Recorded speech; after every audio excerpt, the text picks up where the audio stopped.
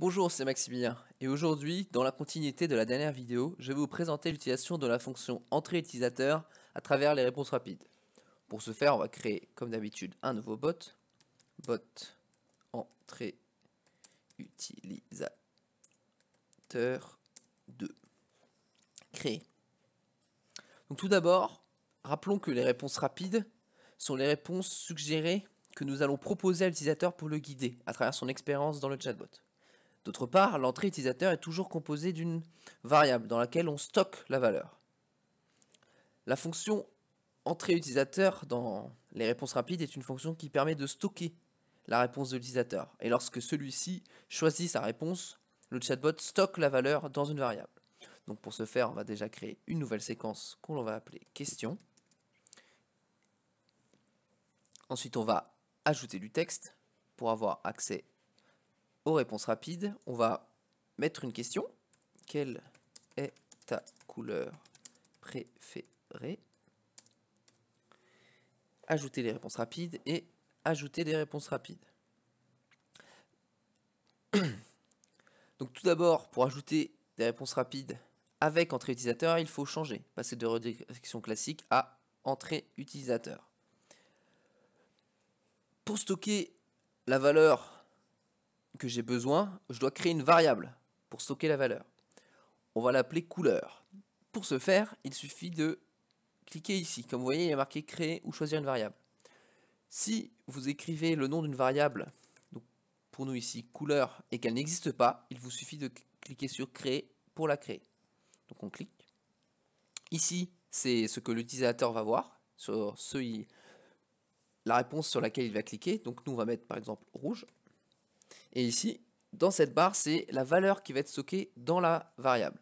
Donc nous, on veut que lorsqu'il clique sur rouge, que la valeur sauvegardée, ça soit rouge. Donc ici, on va mettre rouge. Pour la redirection, c'est un peu sur le même principe que la variable. Ici, vous voyez qu'il y a créer. Si vous tapez le nom d'une séquence qui n'existe pas, le bot va créer directement la séquence à la suite de celle que vous utilisez. Donc ici, vous allez la voir apparaître juste là, à côté de question. Donc on va mettre résultat couleur. Créer résultat couleur. Donc une fois que vous avez fait ça, on va rajouter des réponses. On va mettre aussi vert, entrée utilisateur.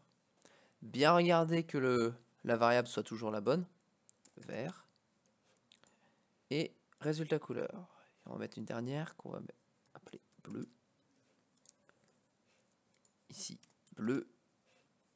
Et redirection vers résultat couleur. Enregistré. Maintenant, qu'est-ce que l'on va répondre une fois que l'utilisateur aura choisi sa couleur?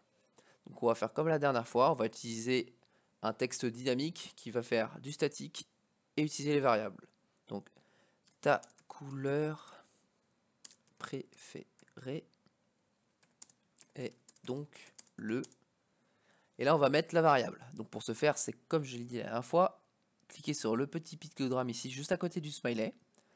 En bleu, vous avez toujours les variables Facebook que les Facebook nous proposent, et en blanche, les variables personnalisées, dont celle que l'on vient juste de créer, couleur. Voilà. Une fois qu'on a ceci, il ne faut pas oublier les chemins. Donc on va revenir au welcome message, c'est-à-dire le premier message où arrive l'utilisateur lorsqu'il démarre la conversation avec le bot. Bonjour. Voilà, et une redirection, sinon il reste coincé sur cette séquence. Donc on va rediriger sur la question. Une fois que tout ça c'est prêt, vous pouvez tester votre bot. Donc vous cliquez sur Send to Messenger, puis encore une fois sur Tester mon bot. Ça nous redirige directement dans la preview de Messenger. Donc on clique sur Démarrer. On a donc le welcome message ici, puis notre question.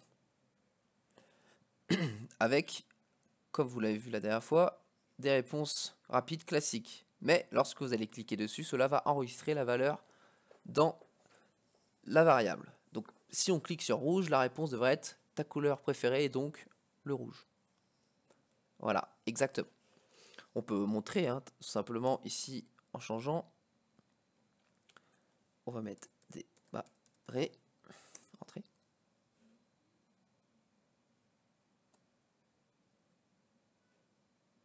Donc pareil, et si on met par exemple bleu,